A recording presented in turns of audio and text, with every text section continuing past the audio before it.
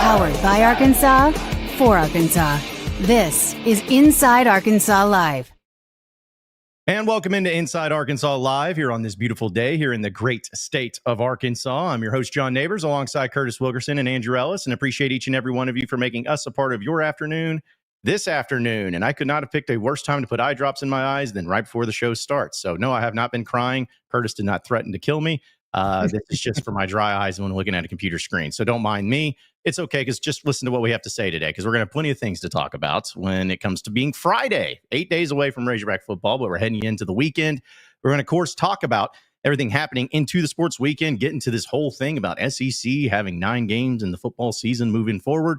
We'll get to your chats. We'll get to our Saracen recap or preview of the weekend when it comes to the world of sports, and have some fun with it as well. But fellas, it's Friday. It's the weekend. Week from tomorrow, we have Razorback football. Just how are the vibes? How are the things today? The only thing that this Friday means to me is that I'm 24 hours away from watching college football.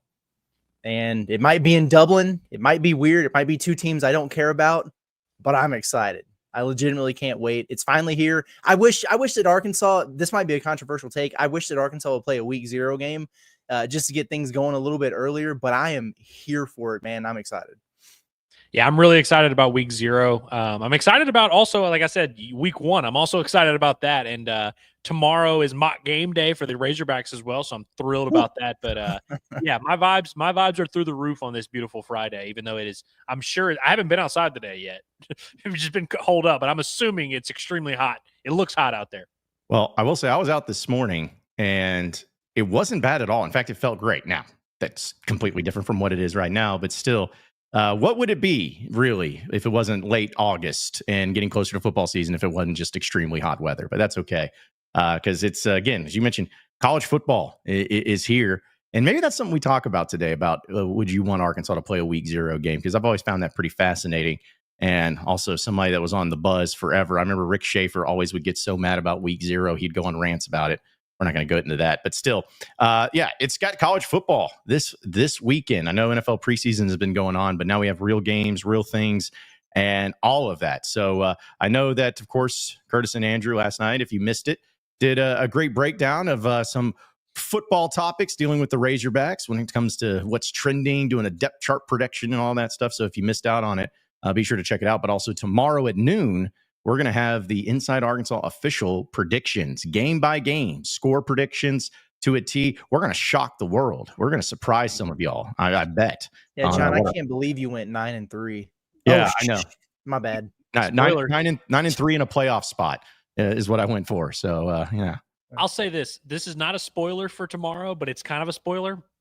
Curtis has not been able to sleep since we recorded the predictions because he knows it's going out. And you know how it is. It's like once you marry someone, you kind of start to notice all the things you don't like about them. Now that Curtis has made his prediction, he's now seeing every possible way it could go wrong. And I know it's eating him alive on the inside. There was a point in time there at the end of the recording where you pointed it out, but you were like, I can just see it on his face. Yeah. What have I done?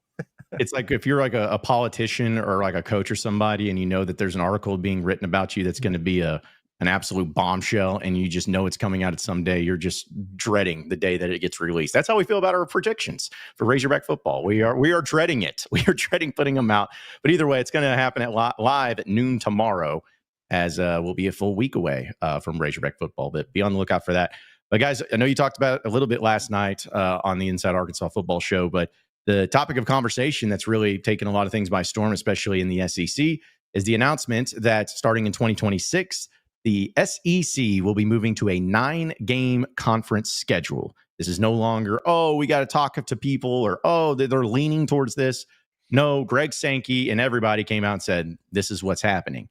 And by moving to a 9-game conference schedule, it is going to be set up where each team will have 3 permanent opponents in the SEC, 6 rotating opponents, which is great for all of you who like variety, because that means you're going to be guaranteed to play every team in the SEC every 2 years, and guaranteed to play a home and road game against every SEC team every 4 years. So lots of variety, lots of change, but going to the 9-game schedule, it's going to be interesting to see what happens with teams like Arkansas and others that have Already games scheduled in place. I think Arkansas already has their 4 non-conference games scheduled next year, but still going to be required to have a Power 4 or Notre Dame non-conference slate. But either way, again, I know you guys talked a little bit about it last night, but just what's your overall thoughts on that moving forward? You love it, you hate it, you like it, you don't care. How do you feel? I'm okay with it. I mean, it's going to make things more challenging, right? And more difficult. It puts even more of an onus on making sure that you can do a lot of the things that have been hot topics of conversation in terms of competing financially, because it's only going to get more difficult. And, honestly, one of my biggest takeaways of the 9-game SEC schedule is that SEC teams are still going to be required to play a power conference, non-conference opponent. So it's like you play 12 games in a season and 10 of them are going to be against high quality types of opponents. That's tough, man. It's brutal. You certainly can't be doing the road games at Memphis and stuff like that anymore on top of it. But I'm really fascinated to see what it looks like. I laughed because, everybody's doing their projections of like, okay, who are the 3 permanent opponents are going to be? And I can't remember who it was. It might've been Ross Dellinger. I think it was him that had Missouri, Texas, and Kentucky for Arkansas. Yeah. I'm like, if they do an annual with Kentucky in football and they're not playing twice in basketball, that would actually be the most SEC thing in the world to do. But there's a million different ways you could go about it. Some people value the geography, portion of it. And I think that's something that they're going to be utilizing there. Some people just want competitive balance. Some people want the easiest road possible. Some people want, one thing or the other. I don't care. I just want a little bit of different. And you're going to get that no matter what, because you're going to be able to play every SEC team every couple of years. And that's what excites me the most about it. Yeah, definitely from a conference structure and in terms of a box office standpoint of just what's most compelling for us as fans and as observers, I'm all in on this idea. I understand completely how it's going to be more challenging for Arkansas, for other SEC teams. And hell, I understand how some SEC fans look at it and say, man, it's not fair that we have to do this. And you have these other conferences who are not as good, and them playing a 9-game conference schedule is not the same as us doing it. I get all that, but I think we all kind of understand what this means and accept it, if that makes sense. The one thing that I keep coming back to, and this is probably controversial, it's going to force us as fans to come to a heartbreaking realization, because it ruins the fabric of everything that we've come to know and learn as sports fans. And that reality is that it does not matter who wins or loses these events. It just matters that these events happen, these memories happen. Obviously, we want to win. All that's cool. But like, are you really going to view it very differently if Arkansas, instead of playing UAPB last year, if they had played an extra SEC game and lost?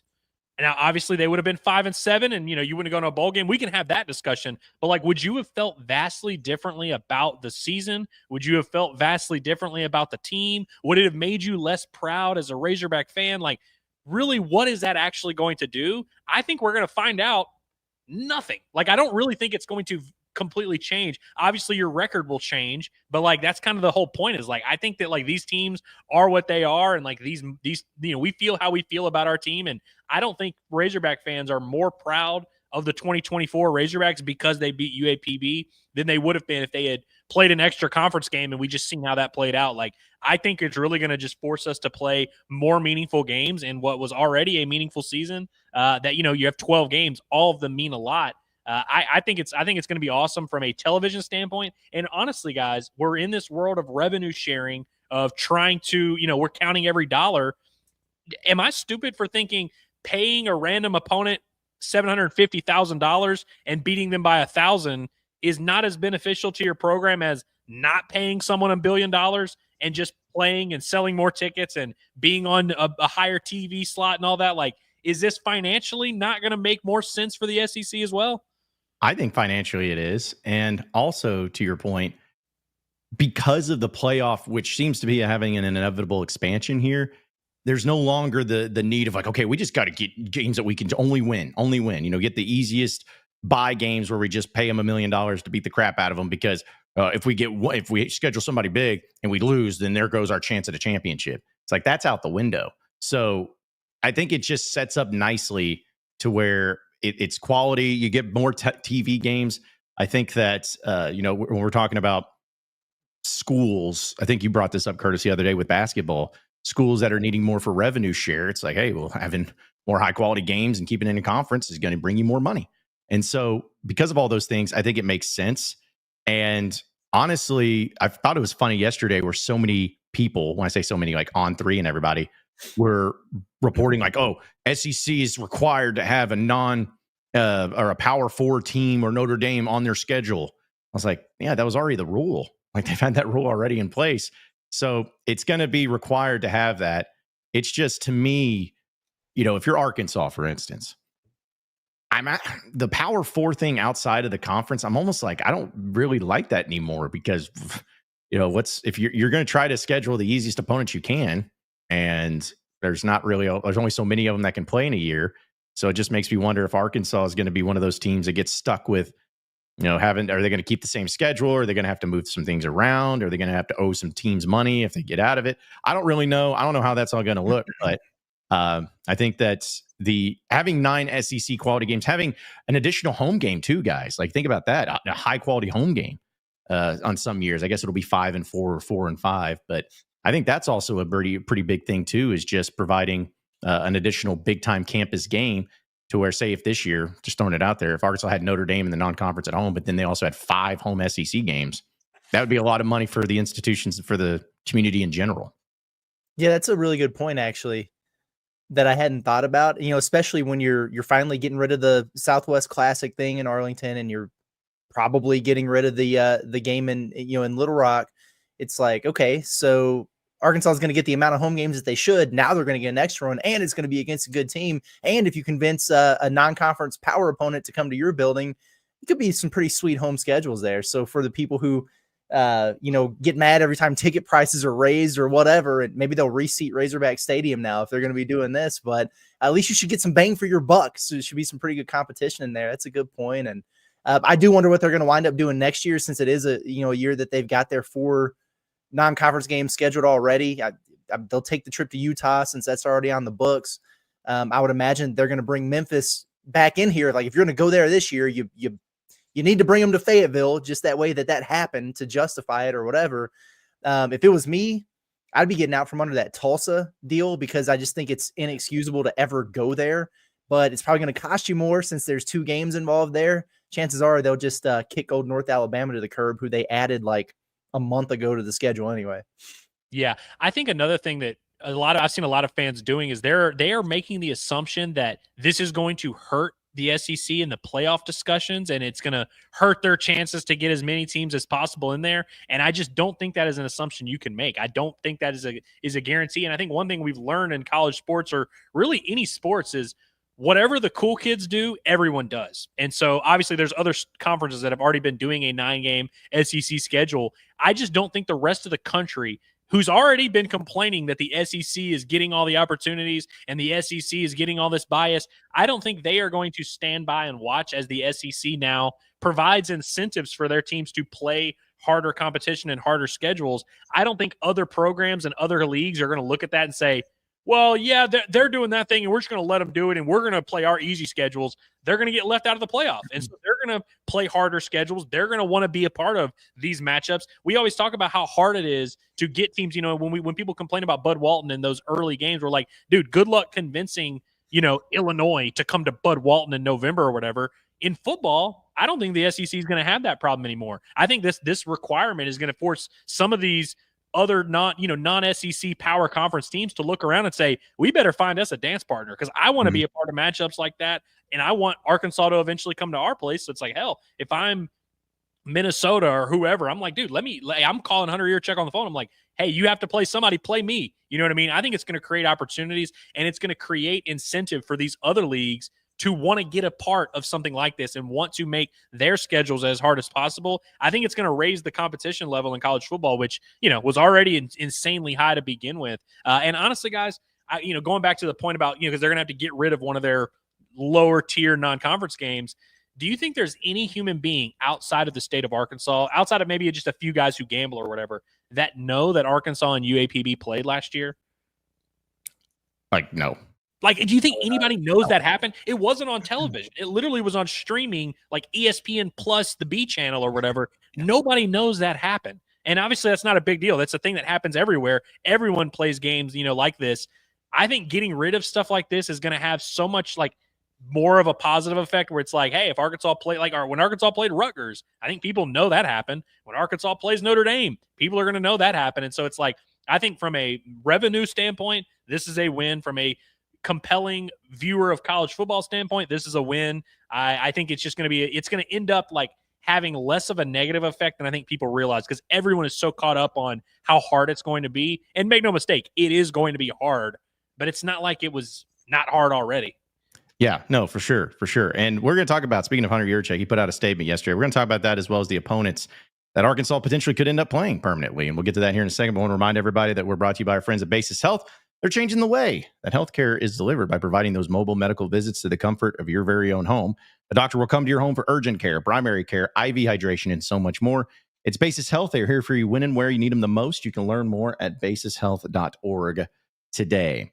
All right, guys. So the big topic, of course, is just who's going to play who. Because that's, is this the pod system? Because wasn't that the whole thing? It pretty much is, right? Sort of, yeah. Yeah. So what do you call it? The pod system, whatever. All we know, you get 3 permanent opponents, and it's going to be happening for each and every team. Now, let's be honest. There is no way that they can make every SEC team happy. It's just impossible. So somebody's going to get left out. So let's look at it from this perspective. I think we should look at it of who we would want Arkansas to play, who they're going to end up actually playing, but also what would be the funniest, like what would be the weirdest, wackiest one to throw out there. So let's start with who we would like for Arkansas to play in the 3 teams. I tweeted this out last night, and there's no wrong answer. Everyone's got their opinion on this, so there's no wrong answer to this. But who I would like Arkansas to play in this particular situation each and every year will be Texas, Ole Miss, and Oklahoma. I'll give you the reasons why Texas, because I feel like each team in the SEC is going to have at least one marquee team among them. Like they're not going to give somebody Vanderbilt, Kentucky, and South Carolina. Like that's just not going to happen. So you're going to have at least one marquee. I think Texas ends up being that one because Greg Sankey's talked about how much he thinks about that old rivalry. I think the other one needs to be Ole Miss. I would love to see Ole Miss because of the wackiness of that game. It's also something, maybe a consolation. No more games in Little Rock, but hey, Oxford's only 3 hours from Little Rock, so it makes it a little easier for maybe some Razorback fans to have another game over there to go to, but also the history there. And finally, guys, Oklahoma is who I want. I know they don't have much history, but just for the sake of proximity, I would love to see that. Make a day trip for a football game, for a conference game. How great would that be? That's never happened for Arkansas, like ever. So it'd be nice to have a day trip there. Again, that's who I would want. Who would you guys want to have as far as Arkansas's 3 opponents? That's a pretty good list, man. Texas and Ole Miss for sure for me. Personal feeling, I get a little bit more riled up for the Ole Miss game than I do a lot of the others that we call rivalries. It's for whatever reason, that's just kind of a thing for me. So I would definitely like to see that. I get it 100% with the Texas thing, and I'm with you on some of those conversations yesterday. Kind of feels like that might wind up being the case. Oklahoma is a good call, John. I like that because it's different. It's something a little bit fresh, because I was thinking about this a little bit ago and I was like, well, I don't know, maybe A&M, but I don't know, maybe LSU. And I think that's the answer that I'm going to wind up landing on here. But there's something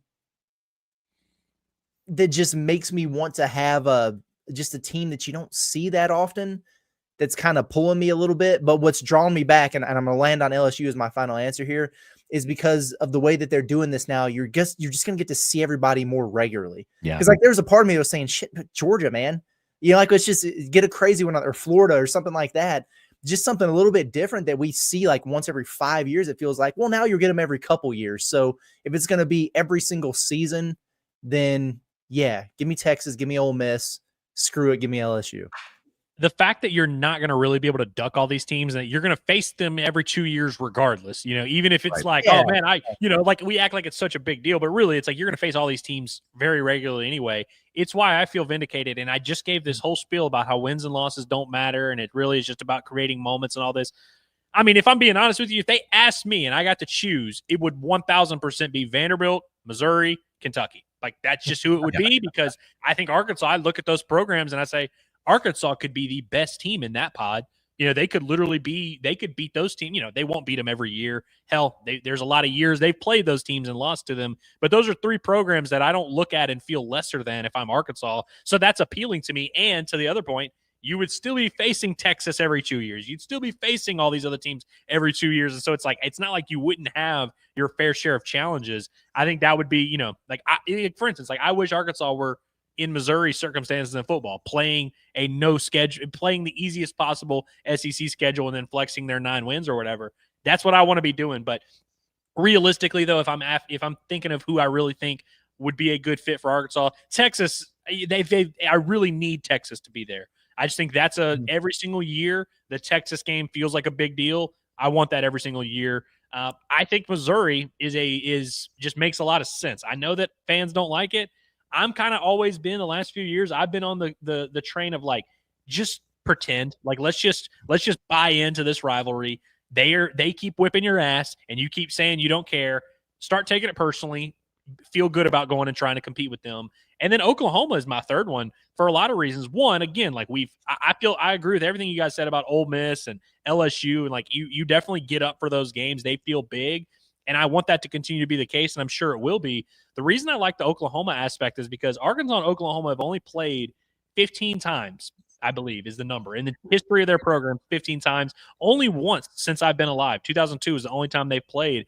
I like the idea of having like a brand new, young, like rivalry that like we could all start together. Because I always hate whenever, you know, I'm talking sports with people and they always reference stuff that I wasn't alive for, frankly. And I know there's some of that with Oklahoma, but it's like, I think if Arkansas and Oklahoma started playing every year, they're not far away from each other. I think it could kind of grow into something, and I would love that. Like, I would love to be a part of that. That's why I love being a Houston Texans fan so much.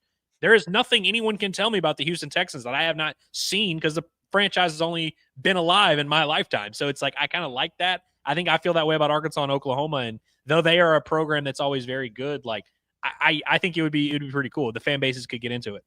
Well, and also too, like I know that I'm sure I'm gonna regret this because I'm not hating on them, but man, with Oklahoma, they're not the Oklahoma Bob Stoops and the Oklahoma of Lincoln Riley. You know, I'm not hating on Oklahoma. Like, they're 100% a great program who've had a lot of success, but I just look at them as, at least in this current state, which Brent Venables, I don't think he's a bad coach necessarily, but I just don't know in the modern era of college football if they're going to be, you know, that team that they once were year in and year out. Like, I just don't know if it has the appeal that it once did. They'll still be a really good program, but just looking at it from Arkansas's perspective, you want the easiest opponent you can get. I would rather have an Oklahoma than an LSU, personally. I know people love the Golden Boot. It's like, I'd rather play Oklahoma. I feel like you have a puncher's chance at them more often than you would the LSU Tigers or the Alabama Crimson Tide or whoever. So, is Oklahoma a little Nebraska-y? Are they Nebraska junior low key? Like, are they kind of like, I think in 20 years we might look at Oklahoma, to your point, John. I think you made a great point. If they stick with Brent Venables for the next like decade, you know, and obviously he's on the hot seat right now, but they seem to have a pretty good team. I think if Venables continues to like do enough to stick around, he could maybe lower the floor of that program a little bit. Yeah, I could see it.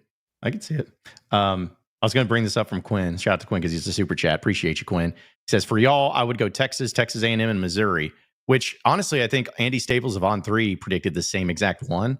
Here's the thing, Quinn, is like, again, there's no wrong answer to this. I tweeted this out. I'm like, I just don't want to have it to where you don't play one single traditional SEC school in your 3 opponents. I feel like that would be weird. You know, it's like, oh, you play Texas A&M, and Missouri, the teams that have just joined the conference in the past decade. Like, you know, I mean, that's fine, but I don't want to go to Texas twice, you know, and dealing with that. But you know, again, it doesn't matter what any of us say, because I'm sure it's going to be you're going to get screwed. Maybe they just keep the trophy games. The Texas, I guess it is. Or no, it's Texas A&M, LSU, and Missouri. Mm-hmm. I mean, I wouldn't hate that personally, but I don't know. It just feels like that all those teams that you would play wouldn't care, except for Missouri. It just sucks that Mizzou's the given. Yeah. Oh yeah. Yeah. In fact, that's kind of what leads us to the next thing of talking about who you're going to end up with. Because let's be honest, I think we all know that there's at least one, I think two teams that is just a guarantee. I feel like Texas is going to be a guarantee for the reasons I said. You're going to have a marquee team, and I think Texas is there. I think most Razorback fans would be fine with that, playing Texas every year, especially the old heads. They would love it. And you're going to play Missouri every year. It's just going to happen. Embrace it. You're not ducking from them. You're not going to. The SEC, Greg saying he's not going to be like, oh, Razorback fans, you like playing Missouri? Well, gee, I never thought of it that way. Let me change that for you. Like, that's not going to happen. You're playing Missouri. The third team, though, is the one that's kind of up in the air. Did you see the Missouri fans that were tweeting about you last night, John? I actually didn't. I'm sure I saw it. It made me laugh. It made me laugh a little bit. It was at like 3 a.m. This Missouri account just tweeted like a picture of you, Jackson Collier, and somebody and what's two folks with Down syndrome. Two folks with Down syndrome, and they were like, "quote I don't want to play Missouri anymore." It was like y'all three, and I was like, "Oh damn." So I'm glad that you proved them wrong by coming to the show today and just saying, "Hey guys, we're gonna play Missouri every year. Let's embrace it." My question to you guys, tweeted that. I tweeted out that exact thing. I'm like, "You are playing Missouri." I never said to duck them. Yeah, I don't know. It just made me laugh. And plus, I mean, that's your boys with Missouri now at this point. Yeah, that's true. My question to you guys and to everyone is, why are Hog fans not clamoring for Vanderbilt? I understand. We know that the SEC is not going to do Arkansas that solid, but why are y'all not at least asking for it? I've not seen Vanderbilt in anybody's list. Why do y'all not want to play Vanderbilt every year? They're Because not of what, far away. It's because of what you just said. I think it's because everybody knows it's just not going to happen. Yeah, we're not even going to bring it up because it's not going to be a thing. It'd be cool if it was, though. Yeah. They got a $2 million quarterback over there, so. Yeah. Well, I say this: are all three of us in unison though that it's going to be Texas and Missouri as two of those three teams? Like I think. Yes. Okay. So yeah, I'm pretty confident. So who do we feel will be that third team? Like, because again, this is not about who we want, but just looking at it realistically. This is just me. My thing would be more than likely Ole Miss, just because there is some history there, there is some location there, and I try to look at the other side of it too, because it's about the other teams and keeping. What they want. Well, Ole Miss, the only team that teams that they really have that they got to keep is Mississippi State for the Egg Bowl. I think LSU, because it is the Magnolia Bowl or whatever it's called, something like that. It's some sort of rival, if you want to call it that. And then there's that extra one. So I feel like Arkansas would fit for both. I think, and I would be fine with it too. But who do you guys think it's actually going to end up being that third team? I think they're going to surprise us. Okay.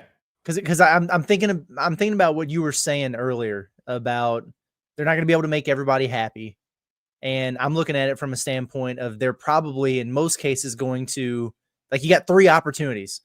You know what I mean? Like, you're going to make them happy, you're going to piss them off, and then it's probably going to be something in between. Well, Texas would probably make everybody happy. Would Missouri piss everybody off, or does that count as in between? I think it will be fine. Yeah. Okay. So then it's gonna be maybe it's gonna be like Alabama or something. Like, it's gonna be something that nobody's really expecting, and we're gonna get that. That's what I'm gonna go Alabama. Yeah, I've been trying to do it from this standpoint. I really need to, like, maybe tonight I'll do that. I'll just like go through all 16 teams and be like, all right, who makes sense for each one? Because that's the lens you really need to be thinking it through. And that reasoning is why I keep coming back to Oklahoma and why I think they're a very good possibility. Because just think about Oklahoma and where they're positioned on the map. There's not a ton of options for them. You know what I mean? Like A&M, Texas, Missouri, Arkansas. And, there's other ones there, but it's like those teams are going to be in their top three or four. You know what I mean? And so I think Arkansas makes a lot of sense. And I think Ole Miss, for a similar reason, could make a lot of sense as well. I feel like those are the two teams that, if I'm saying most likely, I feel like I'm going OU 1, Ole Miss 2. Okay. I would think. I also don't know. I'm talking out of my, we don't really, they could have a completely different criteria that we have no idea. They're just gonna be like, you know what? We actually just threw stuff at the board and we went with record against common opponents and RPI and others. And you're like, all right, so we'll play Florida every year. Cool. Well, that's like, I think you brought it up, Curtis Ross Dellinger, when they put out, he had Kentucky in there, Missouri, Texas, and Kentucky for Arkansas. I can see it being something like that, where it's you got a couple are like, okay, but then the third, you're thinking, really? Sign me up for that. Like, I would be okay for that. I see people saying South Carolina. Arkansas and South Carolina used to be permanent opponents. Back in the day, it was a good time. Bring the rivalry back. The two teams that joined the SEC at the same time. But they said Ross Dellinger says that they're considering geography, rivalries, and balance. Okay. So balance. Geography means Oklahoma or Mizzou yeah, or Ole Miss. I think it'd probably be more Missouri for that. Yeah. Rivalry, that'll be the Texas angle. What was the other one? Balance. It is Kentucky. Kentucky. And he's on to something here. That Ross Dellinger just read between the lines better than any of us. Damn. I'll tell you what it's gonna be. It's gonna be Mississippi State. And that will be what pisses me off. I actually don't like that. Yes. I do hate Starkville. I'll take the dub. I'll take the dub, but I'll take the dub. The color scheme and Mississippi State is just gross, man. Yeah, like I hate Ole Miss, but Ole Miss isn't gross. Mississippi State is gross. Yeah. Well, it's kind of like I don't hate them, by the way. Well, it's kind of like in basketball for years when you had 3 permanent opponents. It was for Arkansas, it was A&M, LSU, and Missouri. You're like, gross. I mean, I know that there wasn't a whole lot to choose from during that time frame, but it's not. I mean, LSU is, I think, the best team among them, and not anymore. But Missouri would have a year every so often, but still, it's just kind of like, okay, whatever. But according to his Ross Dellinger's thing, I would sign up for that if I was Arkansas, 100%. But I started looking at other teams of like who gets screwed in that, and in his format of just having 3 extremely difficult teams. Auburn, of course, they're always going to be there because they have to play. They have them playing Alabama, Georgia, and South Carolina. Which I mean, South Carolina is probably going to be the only one that you'd have there that would be fairly winnable. But Bama is probably the one that has it the worst. Auburn, Tennessee, and LSU. Those would be the 3 that they would have to play every year. That's a lot of fun. And then LSU would play Ole Miss, A&M, Alabama. Still not totally great, but still, I think. Listen, if that ended up being what Ross Dellinger has, I'm for it. Give me Kentucky. The Cal effect, man. Even have an impact in football. I should mention this just since I am the baseball guy, that our first run at like the permanent opponent things they've been doing in baseball for, and I don't know how much that's going to be involved. Arkansas's 2 permanent opponents for that are Missouri and Ole Miss. And so I don't know if it's going to be the same criteria, or I don't know if they were using the balance and rivalry and geography there or whatever, but I don't know if that matters at all in this discussion. I was thinking about that with basketball too, is that Missouri and LSU are the permanent home and homes. I mean, which is awesome, by the way. Yeah, I'd say it's it's weird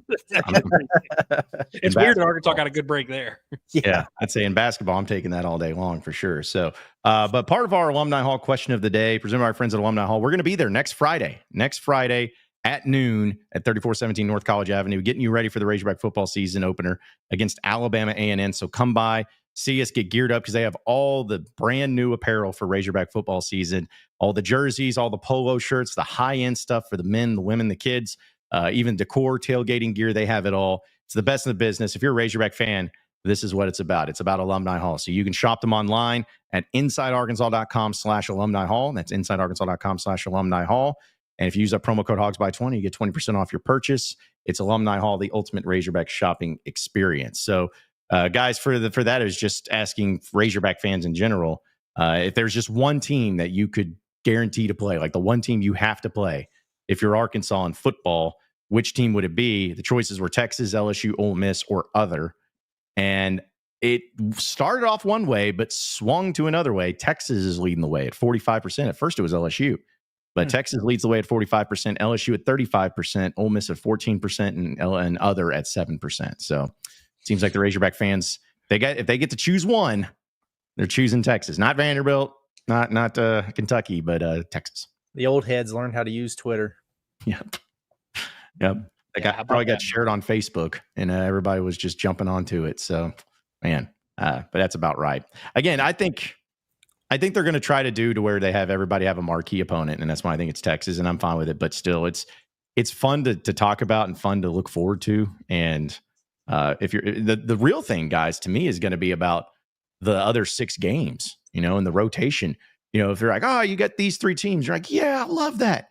But your other 6, you're going to play Georgia and Bama and Auburn and LSU, and it's like you're like, oh, that sucks. you got to play all of them at once, which I know you can't duck everybody, but I just know that if everyone's so happy and thrilled about Arkansas's 3-game non-permanent schedule, I know the first year they're just going to get wrecked. with every opponent that's good on the schedule. 100%. Yeah, I know that'll happen. But also too with the Power Four, because you guys brought up Memphis. Memphis is not part of the Power Four, right? So do they not count as count. Wow? So you may have to. So you're going to go. $200 million wasn't good enough for the Big 12 either, so they will not count for a while. Golly, man, we got teams like SMU saying like you don't pay us anything, and they got into the conference. So Memphis over here is trying to pay people, and you still can't get in. That's tough, but yeah. So I guess you'll just have the Memphis Tigers. They get a road game and nothing else, because I just don't see any way, shape, or form that they're gonna keep it that way. But still, this is the stuff that's going to happen. Real quick though, I know we'll have some people's chats on it, but I wanted to bring up the fearless leader of Hunter Yurachek and his statement on this. It says, quote, "I am excited first and foremost for Razorback fans and fans across the SEC footprint about the decision made today to play 9 conference games beginning in 2026. Hosting 5 Power 4 games every season at Razorback Stadium will be an incredible opportunity for our players, staff in the Northwest Arkansas community, and our entire state. Nationally, the viewership of SEC football across the country is second to none by adding an additional conference game where we are giving college football fans more of the games we want to see. AKA, you get more money, because that's what you need." So, yeah, Yurachek's pumped, guys. He's excited. Where was he on this debate early on? I know Sam Pittman was like, "Nah, fam, we're good," but I don't remember what Yurachek's thoughts were on that. I don't know if he spoke initially. About it. If he did, I'd missed it. I'm sure he did, but I don't keep up with Hunter Yurachek as much. I saw someone that quote tweeted that, and they were like, "Anytime you see this white font with the red background, you know something bad happened." Yes, true. But it's true. It's true.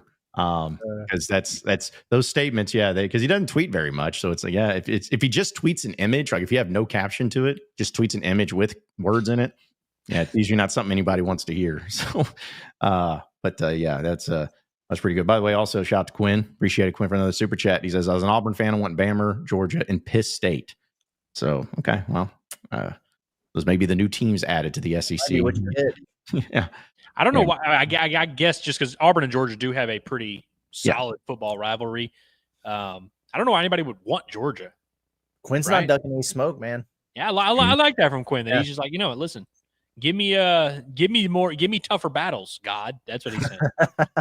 Yeah. If Auburn ever has like an undefeated year, you will never have to worry about them having an easy schedule to do it, because they have to play. I think was it the Georgia's like the oldest rivalry in the South or something is what it's called. I don't know. Would you go as far as to say is that every undefeated Auburn team should be able to claim a national title? Would you go that far? Well, I mean, I feel like it's already happening. So why not? Yeah, you go undefeated. Yeah, just go undefeated in the regular season. Playoffs, even if you lose in the first game, doesn't matter, because you can claim it. You won it all. So, but yeah, we'll get to some of your thoughts on this, folks, and get to some of your chats. But I want to remind everybody that presented by our friends at Hickey and Hole Law, things are about to get better for you. Don't worry, because for those of you who are having to go through some legal issues, whether it's divorce issues, custody issues, criminal law, civil litigation, personal injury, all those things, they are here to help you, because you need to have good representation. You need to have people that know what they're doing. Not to say that you don't know what you're doing, but it's a lot of work. It's a lot of paperwork. It's a lot of fine print and details. Well, don't let yourself get overwhelmed by it. Have those that know it, live it, love it, like Hickey and Hole Law, help you out with that. And they have offices across the entire state of Arkansas in Fayetteville, Fort Smith, and Little Rock, and Mena. So call them today, 479-434-2414. That's 479-434-2414. Or you can check out their website at hickeyandhole.com. You can also scan the QR code right there on your screen. It's Hickey and Hole Law. Things are about to get better. All right, so let's check out the chat here and see what everybody is all about when it comes to these games. And I'm sure everybody's agreeing with it as well. But Transplanted Texan says Arkansas versus OU, battle line rivalry West. It's true. What's funny is when I made the case for Oklahoma, I was comparing it to the Missouri situation kind of favorably. But what I've learned today is Hog fans are still not ready to admit that them in Missouri is a rivalry. Yeah. They're perfectly content to let every other SEC team overlook them and not consider them a rivalry. But they won't admit that the team that whips their ass every year is a team they want to beat. They won't admit it yet.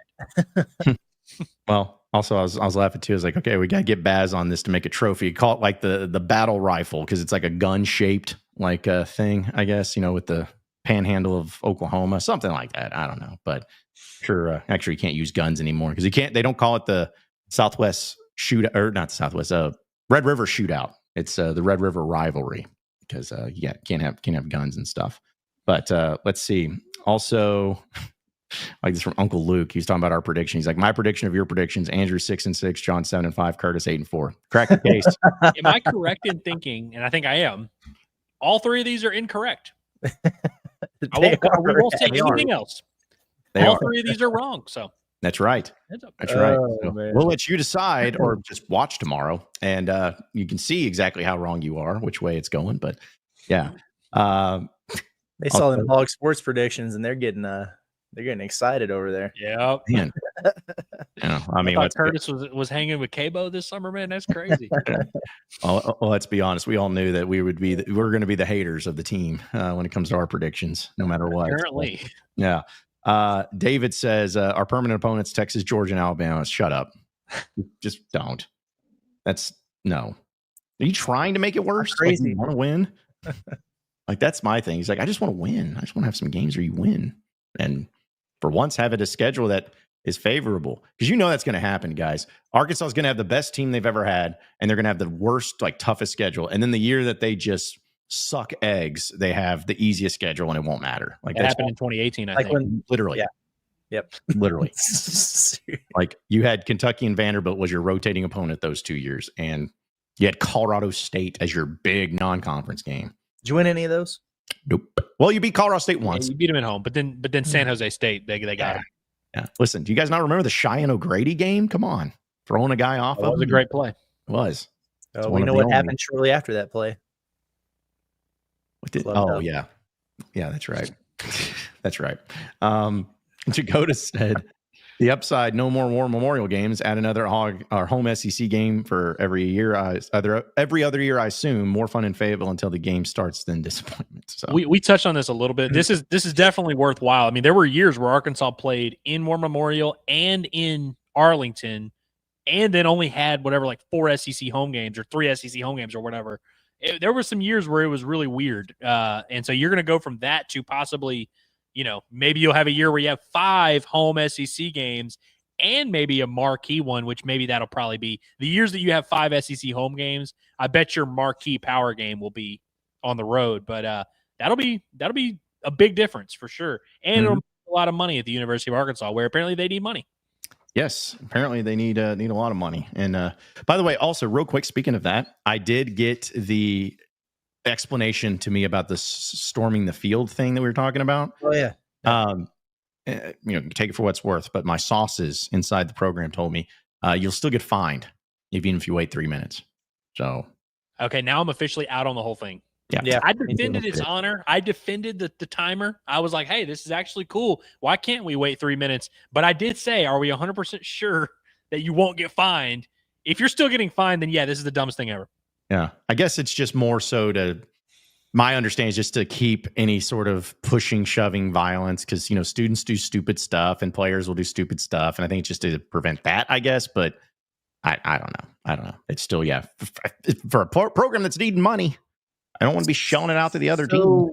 If it's not discouraging the fight, what's to stop it? Are you going to shoot someone if they get on the field? What are we going to do here? Are you just going to arrest 20,000 people if they run out there? Is this honestly? I look at it as a speeding ticket or type of thing where it's like everyone speeds, but it's going to be there. Just say, hey, don't. But if you do it, it's just a matter of you get caught. It's going to be like Squid Games, where if you go before the timer, you just get picked off. I mean, I don't know. Well, so yesterday when we were talking about this, everyone in the chat was very unanimous in saying, hey, college kids are not going to wait the 3 minutes. We refuse. This is a stupid thing.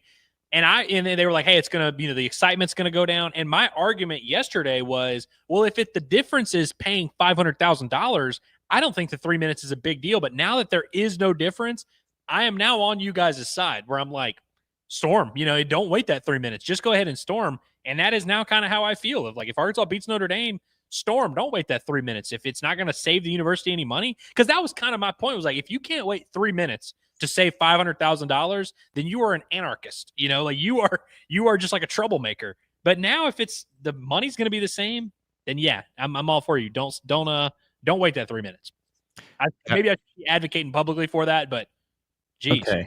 Okay. So I just had to look it up again because, again, maybe my source, I wanted to double check on this, but it's like the SEC field rush. It says, while the conference has adopted the policy for its member schools, each school can implement its own delaying tactic or for field rushes, such as Arkansas's 3-minute delay, to allow the visiting team to exit safely. A key component of the policy that if a rush occurs, the visiting team will receive the fine money directly.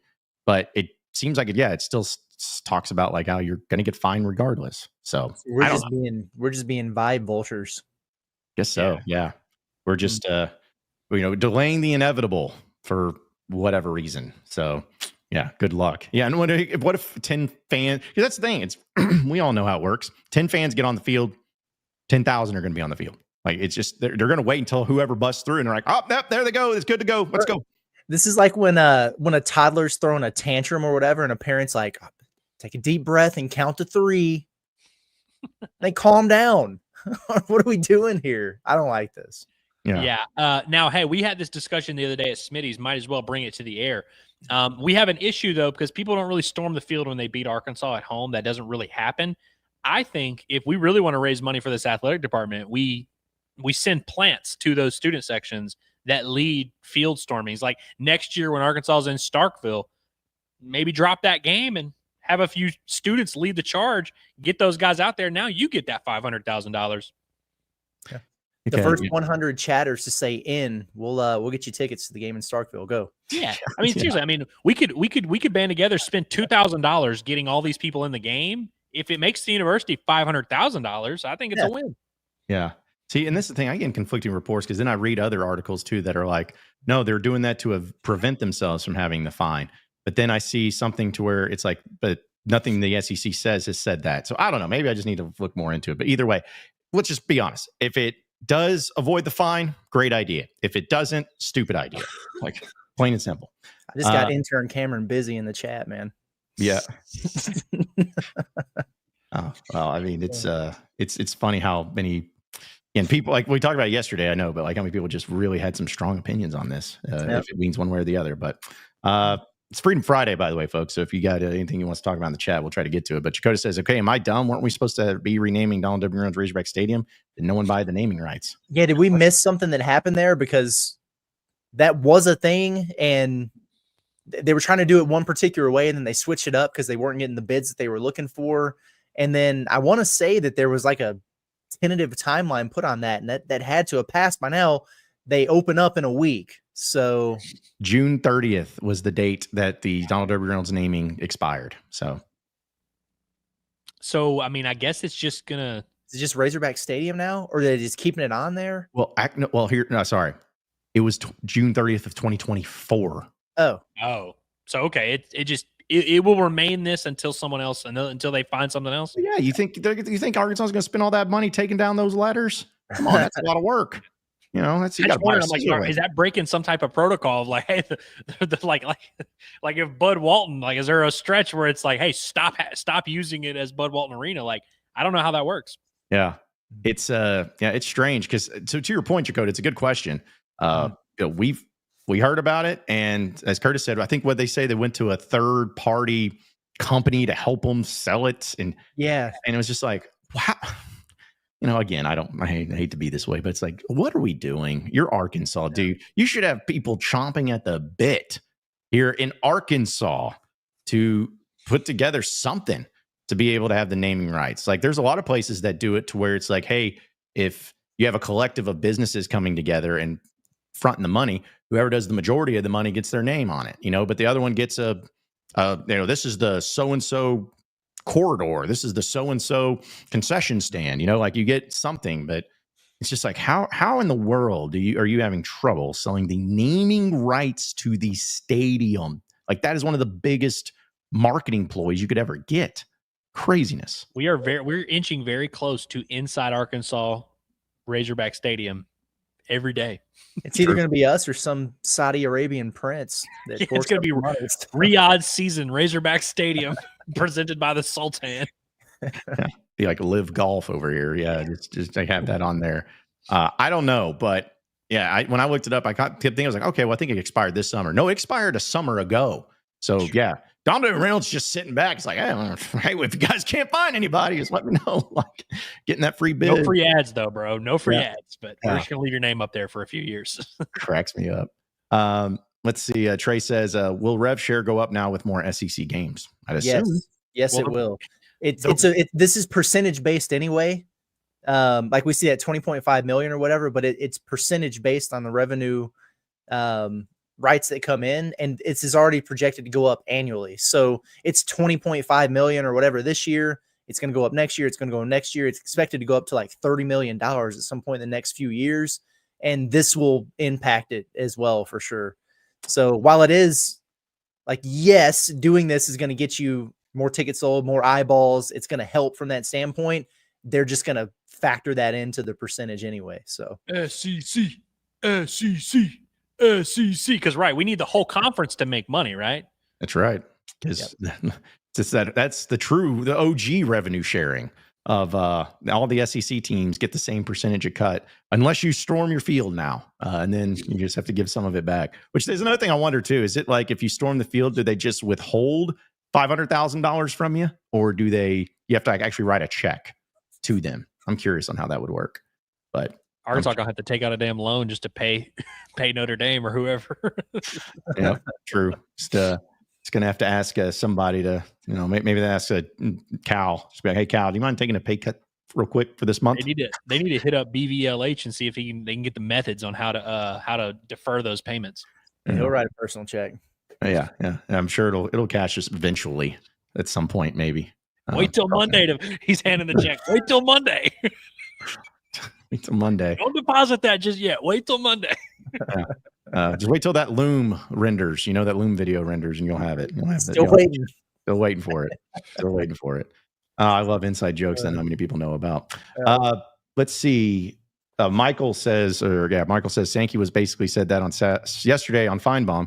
Who you play and how you play against him is going to be considered for the college football playoff. Yeah. So, which I mean, like, is a very simple premise, but it's stunning how many people have been like, "Oh crap!" Now all of a sudden these 9-3 SEC teams are going to get left out. I'm like, I don't know. We almost had a 9-3 SEC team make the playoff last year. We were like literally one game away from that happening. I think this year I would be actually surprised if a 9-3 SEC team got left out of the playoff this year. And I think we're not going to be too far away, especially as we move forward to next year with the 9 game. I don't think we're too far away from an 8-4 SEC team getting consideration, especially if they expand to 16. Yeah. Shout out to Arkansas for the super chat. Appreciate it, man. It says, rumor has it they're going to name it Blue Light Special Stadium. It's true. Be that. I think we even did that segment when it was announced, like what would be the funniest like name or team or company or whatever that it could be named. And, just having like John Daly Stadium, like that'd be cool. I don't know if he's got that money or if he'd spend that, but something like that. I kept telling Carlton, it's like, dude, name it Saracen. If they're going to be a bunch of jerks about stuff, just buy the stadium. Who runs Dillard's these days? Why won't Dillard's get in the mix? That's an Arkansas company, right? Yeah. I just don't, is Dillard still I don't know if they're that cooking anymore. Yeah. It's like, I mean, maybe that's the case. Our friends at Trivero Clothing. There you go. Murphy Express, Razorback Stadium. It's just Murphy's Express. Find some local company here in Fayetteville. Riff Raff. Maverick. They're taking over everything. Every gas station is Maverick now. Yeah. Dude, I will say if they said, all right, we're naming it Buc-ee's, like Buc-ee Stadium, I'd be happy with that. I just want to wearing a Razorback. Why they're changing everything. Yeah. See, listen, we're helping you guys out. You guys, if you just listen to us, we'll have all your problems solved. You used to be able to come and go, and now it's Maverick.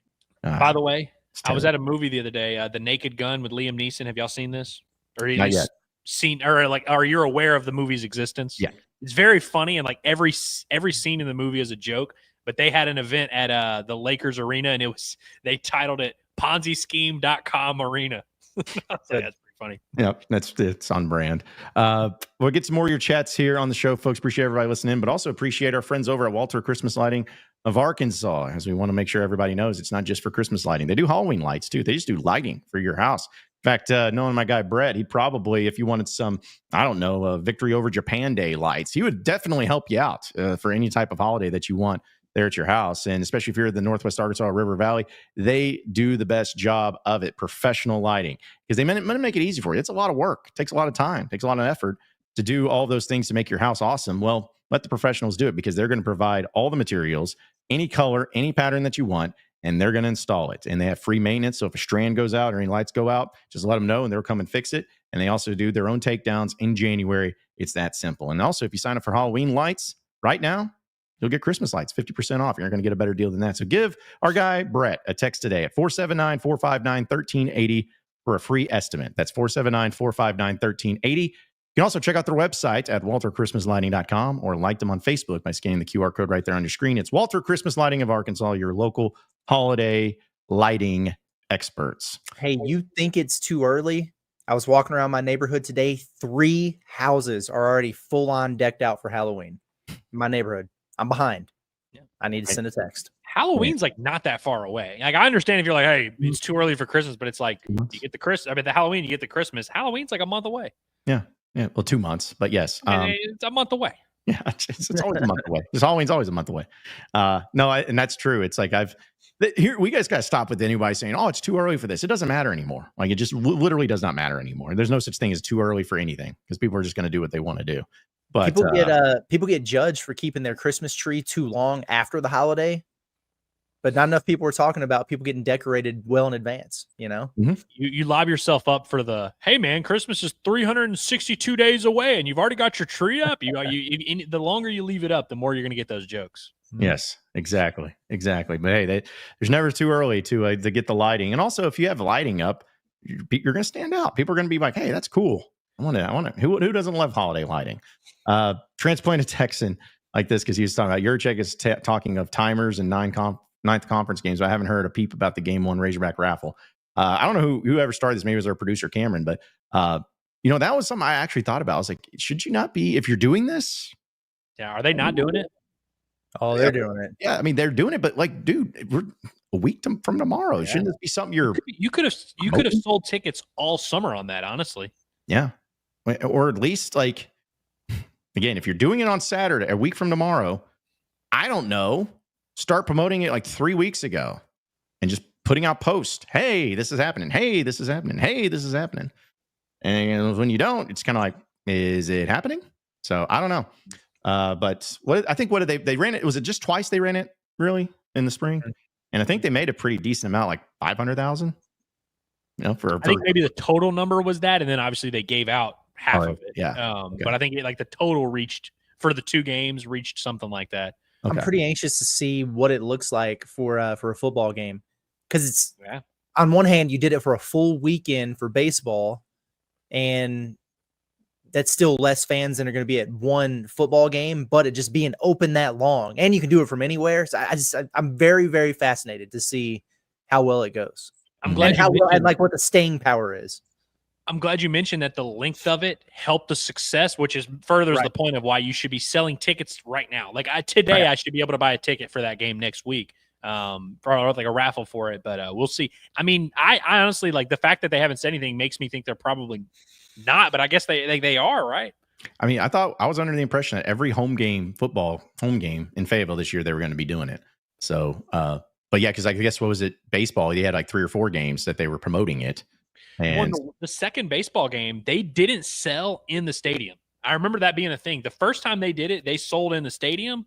If they're not selling in the stadium, it's even more egregious that you're not already selling raffle tickets. Yeah. Well, I love this from Hunter. You're a cheap, but he said, why not announce at the fan meet and greet last Saturday? Like, that would have been the perfect time. The absolute perfect time. You could have had someone standing there with a clipboard, getting people's information right there. Yeah, that's right. Sending out a newsletter to you. That's a good point. Let's see. This is from Colton. He says, hey guys, I don't know about y'all, but one of the most frustrating things with the Hogs is a close play, like on a catch on the sideline. The Hogs mess around and don't get a playoff, then goes to review. Like, if you complete a big pass and you don't get lined up and run the next play in time, that definitely is frustrating. But I think sometimes it's hard in the heat of the moment to communicate that. And, usually if there's a review to be had, they're usually calling that sucker in pretty quick. Yeah. They don't mess around on it. But also, Hunter says, Curtis, I've got to stop watching the pods every morning. They just make me mad knowing that I still have to wait 70-ish days until the team Yeah, plays. but that number goes down every day, man. You know, we're closer than you think. How many By the days? way, that Michigan State game's November 8th. That's my birthday. It's the second game of the year. That first Saturday. Very cool. Okay. So what's the first game itself date? Southern on November the 3rd. And then Michigan State on the 8th. Unless they play somebody in between them, but I don't think they will.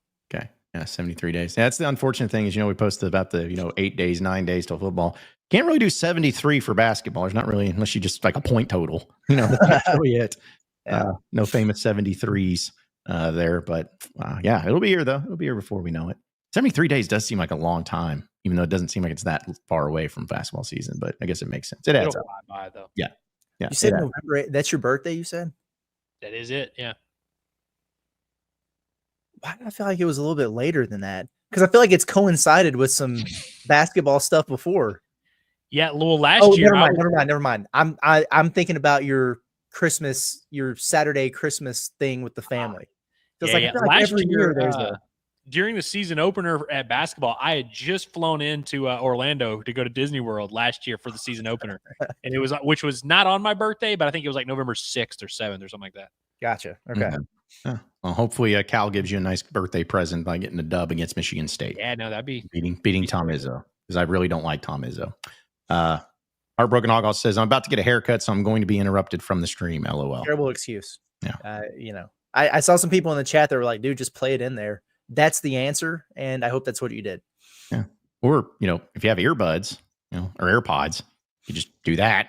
But, hey, do what you got to do. If you're getting your ears lowered, but the pods are in your ears, you're fine. Yeah. There you go. It makes sense. Again, we appreciate everybody. Again, it's Freedom Friday. So anything and everything you guys want to get to, as a reminder, tomorrow it's at noon.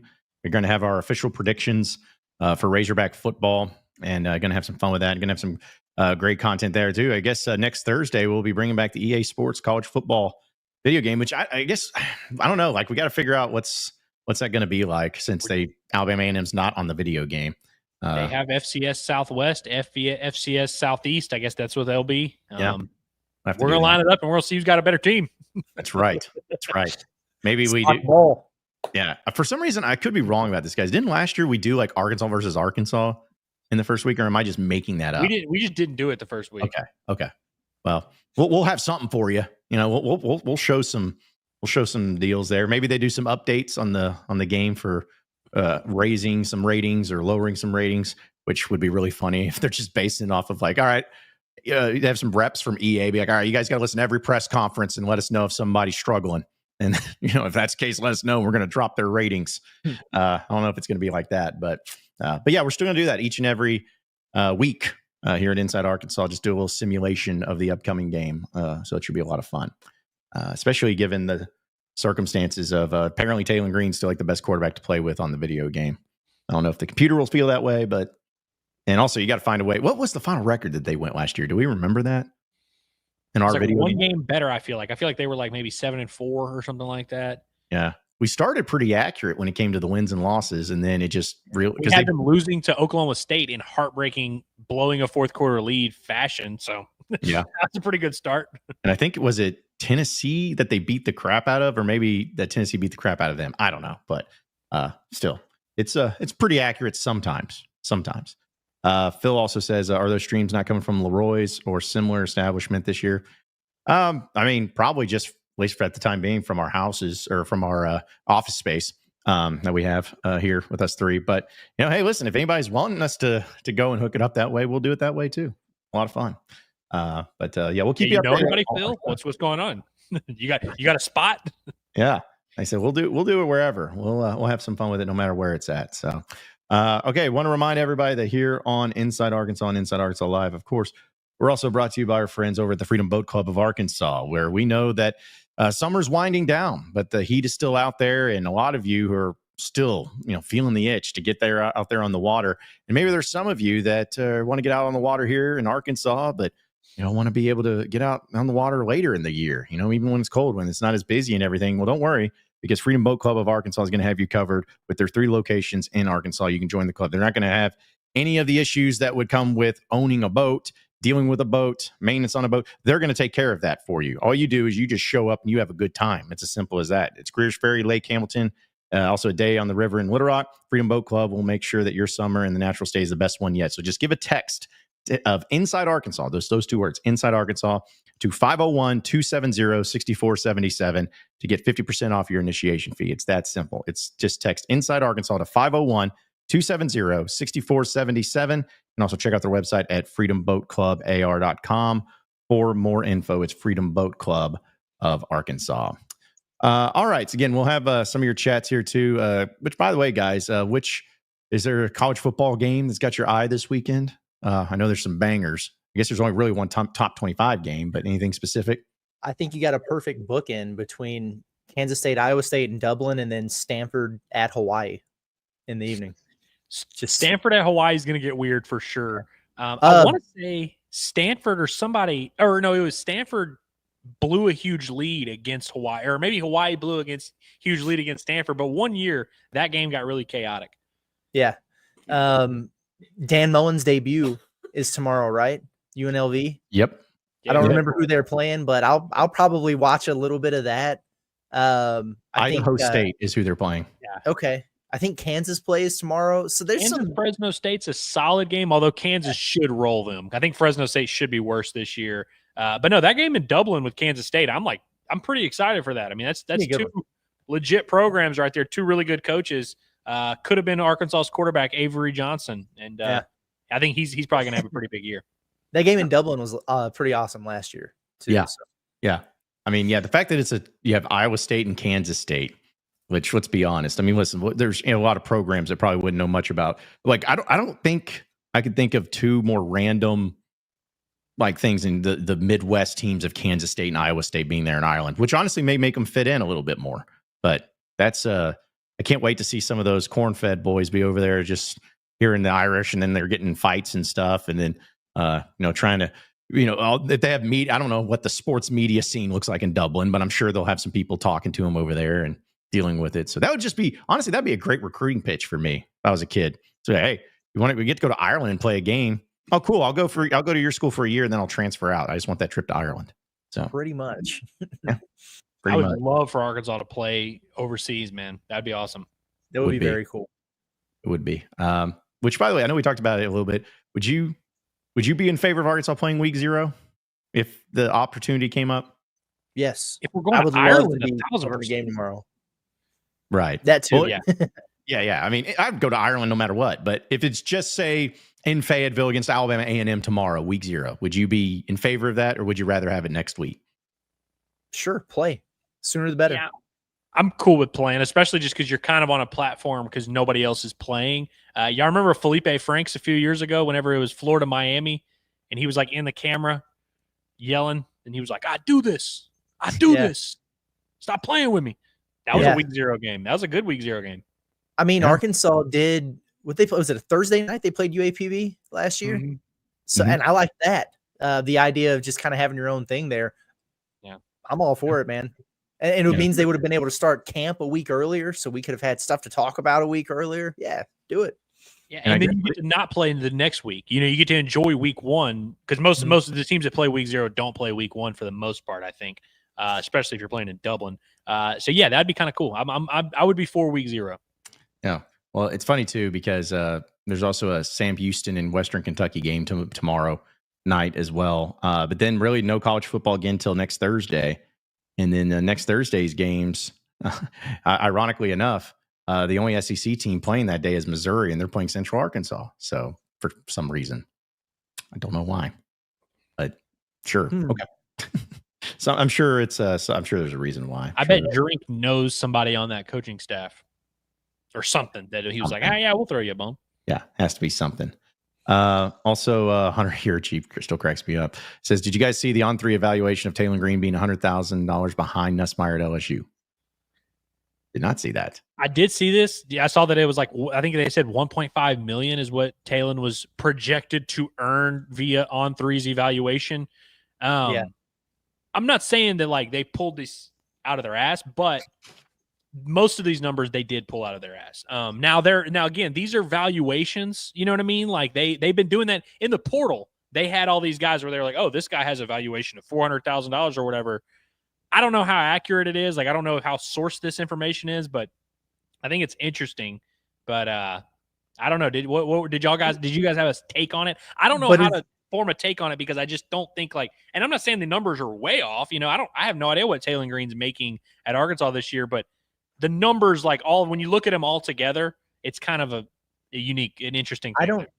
I don't think that they're selling this as their little NIL valuation things. I think this is like actual numbers. So this is like reported salary almost? I think so. Yeah. Cause so if we're talking about the same story here, it was Nakos that wrote it, but let me see. Cause I've got it says the numbers shared represent the compensation that players will receive from the school and or NIL collective, excluding their incentives. Okay. So I don't know if it's that normal little NIL evaluation thing that they're doing, which is why they've got Darian Mensah making $4 million. Well, I'm looking at because I don't know if you guys have a subscription on 3, but I'm looking at their actual breakdown because you can do it by teams and looking at it, and they have the Taylor Green. This is their actual evaluation for just players, like a list. But for Arkansas, NIL valuation for Taylor Green's at $2.1 million. And now this number is different, right, Curtis? What's this number for Taylor? 1.5? Let's see. They got a source recently confirmed on 3 that Oklahoma quarterback John Mateer's deal is between 2.5 to 3 million. So yeah, they're giving out actual info here, or allegedly. And that's why I said what I said about Diego Pavia, because they said he's set to make north of 2 million this year at Vanderbilt. Let's see. Lenore Sellers, 1.8. I'm scrolling through it here. Oh, yeah, and then they've got the other guys. Yeah, Marcel Reed. Okay, Garrett Nussmeier has a contract that will pay $1.6 million. Sources have told On 3 that Texas A&M quarterback Marcel Reed is expected to earn upwards of 1.5. DJ Lagway, 1.6. Arkansas quarterback Taylor Green is also in the 1.5 million range as he enters his second season in Arkansas.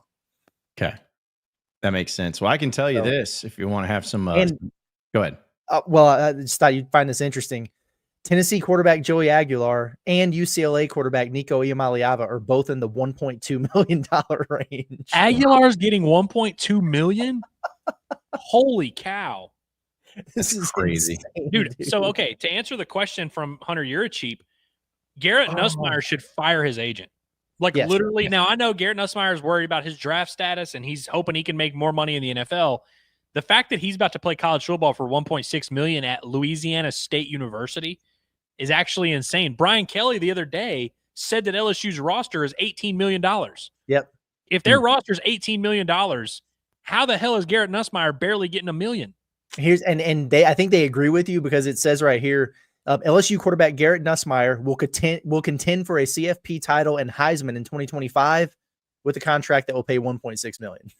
And by the way, Diego Pavia getting paid $2 million north of it to be the 10th best quarterback in the SEC is actually insane. If Garrett Nussmeier had Diego Pavia's agent, Garrett Nussmeier would be making $5 million. I mean, it's crazy. Well, so again, I know what you're citing is different from just the valuation list, but I was pretty interested in it.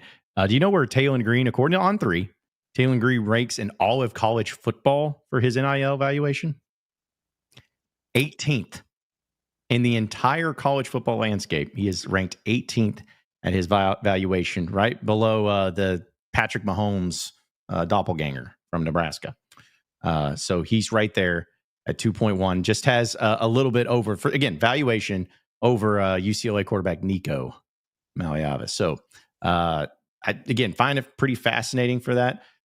If you guys could name, or who do you think would be on Arkansas's roster, the second highest valuation for NIL, according to On 3, on the Razorback football team? Either Sorey or Ball.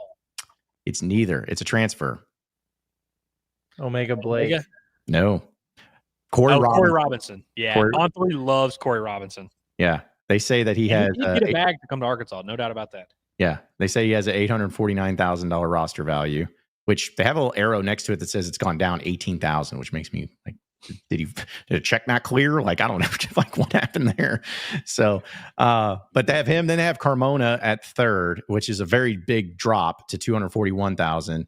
Braylon Russell at 174,000, and then Cameron Ball at 150,000. So, just to give that, they have Jaheim Singletary at 6, and then Andy Jean. I wonder if Cam Ball's number accounts for all the $1 million offers he was getting from everywhere. May have. Maybe just loves the Hogs there. But either way, I just thought that was pretty fascinating. So that was good though, for the valuations, especially when some of this stuff's reported. That's what's great is when you actually get like an actual number of here's how much it is and here's what they're getting. But the Taylon Green, I feel like that's fair. I feel like that's about on right. Sorry. Quinn said any number on Arnold. No, I looked at that story of the actual contracts that these guys have, and I didn't see anything on Jackson Arnold. I don't know what his valuation is though. Yeah, for valuation, I got you, Quinn. For his valuation, he's actually pretty high up there. I bet he would be, yeah. He is at 20th. Jackson Arnold is at 2 million in college football, so he's 20th overall. So yeah, there you go. How about that? Let's see. Finch says maybe he's treating it like NFL, where he's willing to take less to build the team around him. Yep, the Tom Brady method for sure. Nuts. I mean, possibly. I would just say that this doesn't really happen in sports at any level as much as people think it does. Like Tom Brady is pretty much the only like big level person I can think of who actually did that. Has there ever been an NBA player who was like, let me take less money? Especially a quarterback, you know what I mean? Or like a star player, you know what I mean? I know there's some people who sign league minimum contracts, but like, you know, is there anybody who's like could have made that type of money? I'm not saying that Garrett Nussmeier wouldn't do that, but maybe he did. I don't know. I'm blown away by him only being like a fraction above Taylon and some of these other guys. Him being below Jackson Arnold's valuation is crazy. I feel like they gave too much money to LSU baseball, man. It's like that's the problem. They had to cut his losses there. Let's see. Rod 1 says, "Hey Curtis, what's up? The update on Arafan, big man from Iowa." There is no update. He's visiting Arkansas September 12th. That's been a thing for a while now. Yeah, I mean that's really about it. Houston's out front there, but nothing's really changed on that front, to my knowledge. Well, and then Rhino also wants to know, I'm so tired of people like Norlander bashing our backcourt. Cal's best backcourt since Wall and Bledsoe. Neither of them should, and got never-ending glaze from the national media. I think he meant could shoot, I assume. Yeah, well, I mean, if you're expecting anyone who talks about college basketball on the national scale to praise John Calipari or his programs, then you're going to be disappointed, man. It's just not a thing that's going to happen. It is zero surprise at all that Matt Norlander harshly faded the Razorbacks on that summer shoot-around series. They've been doing these with these different teams of like the summer, projections for 20 different schools or whatever. And they had like Fanta on to talk about St. John's, and they had Matt Painter on to talk about Purdue. They had Mark Pope on for like 3 hours to talk about Kentucky. And then as soon as I saw that it was just the two of them doing Arkansas, I was like, I know how this is going to go. Norlander's not a believer, not buying it, doesn't think that the guards are going to be any good, but that he doesn't think that the guards are very good. Questions if Cal's lost a step with his recruiting. Doesn't think they're going to be able to shoot. Just typical Norlander stuff. Gary Parrish said he thinks Arkansas has one of the best backcourts in the country and has them inside his top 20. So he was at least nice about it all. They were also dogging Cal a little bit for the schedule. Oh, that's crazy. It was the weirdest thing I've ever heard, because he was like, I just can't believe there's not a sixth game. There's not, most of these college basketball programs at this point, they play 6 real games before they get to their bye games. And this was after he did the thing where he was like, yeah, they're playing the entire Elite 8. So it was just a weird deal. That's kind of Norlander's thing with Arkansas. He's been fading him for years. Some years he's been right, some years he's been wrong, but he's not a huge Cal fan. I see people all the time who do the thing where they're like, oh yeah, boy, Matt Norlander carries Cal's water. No, he doesn't. He does not. Gary Parrish covered Cal on the Memphis beat, and he gives you a little bit more of a fair and balanced approach when he discusses him. But no, Norlander is not a fan of the pig. He's not a fan of John Calipari. Real quick, Curtis, I agree with everything you said. I am high on Arkansas's backcourt. Like I can't wait to see what Darius Acuff looks like. If you count Carter Knox in the backcourt, then it's like got just a high floor. Is this Cal's best backcourt since Wall and Bledsoe? That's a bold claim we're throwing out there. I don't know if I can agree with that. He had a backcourt with De'Aaron Fox and Malik Monk not that long ago. Actually, it was that long ago. It was like 10 years ago, but it's like that's Bledsoe and Wall was a long time ago, man. They've had some damn years. Oh. Well, okay. Well, Quinn, come on, man. He's like, the national media hates Bruce too. They love crapping on Auburn. Well, the national media does not. I don't know about that one, man. Come on, Quinn. I'm sure somebody does. Yeah. One of my first memories of Sports Illustrated as a kid was seeing Bruce Pearl on there back in Tennessee. Like, I feel like he's been a media darling for a really long time. Yeah. In fact, if you see a national media member in college basketball giving a lot of praise to John Calipari, they're probably being held against their will at gunpoint. Like something's up. You got to check on their well-being if that ends up happening. And by the way, Bruce Pearl is a very likable guy. That's why it's like, so I don't have a problem with it, but like, I definitely wouldn't say he's like a hated guy by the national folks. Norlander did fade Auburn pretty harshly at the beginning of last year. He didn't have him in the top 25 or something. I remember a lot of Auburn fans being pissed about that. But then he went to Maui, watched them win Maui, and then he was like, "It's the best team ever assembled in the history of basketball." And he was on that the rest of the year. So I was just about to say, I was like, dude, last year in the first half of the year, I remember being like blown away. I couldn't believe anybody would say anything bad about Auburn. Yeah. And I see Arkansas, I listened to the Field of 68 thing too. You say they're very fair about the ceiling Arkansas has this year, and I would agree. But if you didn't hear the pot shots that they were taking at every opportunity at Cal and his inability to coach and, being behind on the X's and O's and everything, what these people do is if there's anything that they could do to change a narrative that they have created against John Calipari, like acknowledging the coaching job they did last year, they're just not going to do it. These people just aren't going to do it. So if there's an opportunity to give context into why did Arkansas suck for a while last year, could it be that their two $2 million transfers were injured? No, we're not going to talk about that at all. We're not going to talk about Boogie Flan. We're not going to talk about Adu Thero. But by God, Lamont and Butler missed 3 games at Kentucky, so we need to build a statue for Mark Pope. It is a thing. It really is. But I do think their offseason grade was fair for what they gave Arkansas. And I do agree 100% on the ceiling, because they basically said, hey, like with this roster that they have, they should be in the conversation for SEC regular season champs. And, like the bare minimum expectation should be getting back to where you were last year at a Sweet 16. I agree with that for sure.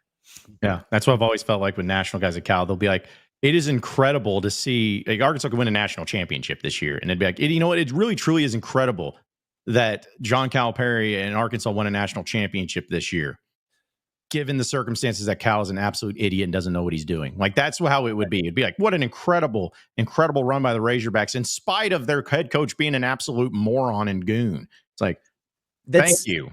That's exactly what Norlander did on this podcast for the St. John's game. He was like, it was the worst 3-point shooting performance in the history of the NCAA tournament. And, it was basically like, it was the worst game ever played. And they caught St. John's on just their absolute worst performance ever. And so, Arkansas they caught St. John's on a game where they scored almost exactly what they averaged points per game for the entire season. Caught them on just a random Tuesday, it sounds like.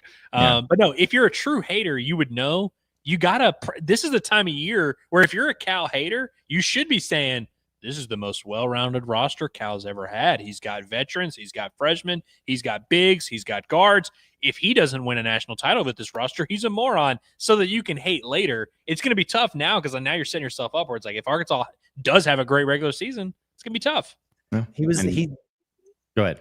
Well, I was going to say, Parrish said that he's like, I think Arkansas's got one of the best backcourts in the country, most talented backcourts in the country. And that was great. And then Norlander wanted this whole thing about, they're not going to be able to shoot. And then, but Parrish was like, I'm not sure about the front court and the rebounding. Which I was like, dude, did you watch him last year? And Norlander, he was super dismissive. He was like, they got Malik Ewan. He averaged 14 and 7 at Florida State, but nobody saw him do it. And Nick Pringle, who's just been bouncing around all over the SEC, By the way, neither one of them shoot threes, so I don't really know what's going on there. It's just like, damn, dude. Yeah, dude, it's again, but yet if Mark Pope says, hey, every time I fart, it smells like Adolph Rupp's musk. They'll just, oh man, this guy gets it, man. This guy's just on one. Like he's what college basketball embodies. It's just like, shut up, man. So annoying. Did you know he set up a driver's ed course for his? Yeah, that's so cool. Yeah. Visionary. I mean, now they're going to really win a championship. It's crazy, man. Okay, well, it's like Chris Sullivan, appreciate the super chat. He goes, Norlander called Carter Knox Kevin Knox. He doesn't even know their names. Yeah, and I turned it off when that happened. He's like, oh, well, they've got, they're losing their 3 top scorers, and so lacked all the context about Adu and Boogie missing half the damn year. And he's like, but they are returning DJ Wagner, who can play defense, and we'll see what the ceiling is for Kevin Knox. And I just turned it off. I was like, I can't listen to this. Like 2 minutes later, I turned it back on. But he's right, that did happen. If he would have called him Trey Knox, I would have gotten more respect for him. Kevin Knox just can't do it. Was he? To be fair, Kevin Knox is his brother. Oh, yeah, there. Well, you know what I mean? Like, yeah. But no, I'm with you. That was 10 years ago. Yeah, no, come on, man. Well, and they also completely. They look very different. Everything's. That just made me really think of again the Mike Anderson, Dick Vitale thing. He's like, he didn't even know the guy's name. He was calling him Beasley because he didn't know Moses Kingsley's name and stuff. It's the quickest way to ruin your argument is messing up the name. You know what I mean? Yeah. Like if I was gonna make fun of LSU football and I was like, and they've got Garrett Quagmire on the quarterback, it's like okay, now immediately your argument's dismissed. Yeah, and I get it. Like that. Go ahead. I was just granted, you go ahead. Yeah, I was like, granted, I know national guys have to cover 1 billion players. So, but it's like if you're gonna have that much conviction, especially about like an Arkansas team with a player of note, like you got to get that right. Maybe the best player on the team. Yeah. Right. They both did the thing where they were asking if Cal's lost a step in recruiting because Arkansas doesn't have the most talented roster in the country. And they were like, but this is relative to his skill because he's the best recruiter in the history of the game. They both admitted that, and that's fine. He's like, but it's not on the level that it had been in the past, whatever. And then they were comparing him to Bill Self. They're like, is he on the same arc as Bill Self here? Because that's not, those rosters haven't been looking too good and anything. I'm like, he just beat Bill Self's ass in the NCAA tournament. Why are we doing this? And and then he did the thing where he said, yeah, but we just did our summer shoot around thing on Kansas. And I'm definitely way more of a believer in the Kansas roster than I thought I would be. If you're believing in that Kansas roster and you're not believing in the Arkansas roster, I wonder if you know ball going into this year. That's all. But you don't. Because you don't know ball if you believe that. You just hate Cal. Like that's all it is. Crazy talk. And that's the thing is like, again, I've at some points, went through the conspiracies of certain people just hate Arkansas. The national people like, no, this one's legitimate. This one is, you can't even hide it. It's like, you're not even subtle about it. Like Arkansas could go in the end, win a national championship, be like the headline for Field of 68 or whatever, be like, was this the easiest trek a team had in the NCAA tournament, given their opponents and how easy they were? It's like, sure. And then be like, was this Cal's worst championship team out of his 2? Yeah. It's just, that's how it's going to be. It's never going to be anything other than just like, we're going to talk about it. We're going to, we're going to say that this happened, but we're going to make sure that we bring it down a peg or 2. It's going to happen every single time. And it's so weird. I don't get it. But anyways. And basketball, 73 days away. Cal's worst championship team of the 2. That's a good one. Yeah, because that's what it'll be. It's like all to be is like, let's compare the 2. It's like, oh, this guy sucks compared to that Anthony Davis. He's just so much better. Everybody else is trash. The fact that he has his son on staff is also a mark. You can't have that. Like that, you didn't have that in 2012. It's like they'll argue that the Booker and Cat team was better. They'll be like, that team actually, I know they lost, but they were better. Yeah. How many Kentucky teams of Cal's would have beaten Arkansas's team? Every one of them, even that team that lost to Robert Morris. I mean, let's be honest. I mean, Archie Goodwin would just wipe the floor with DJ Wagner. It's just like, Did you see Nerlens Noel? Yeah, just kill me. Pre-ACL tear, Nerlens Noel. Jeez, man. Shout out to Quinn for another super chat. Appreciate it, Quinn. You've been chalking up the super chats.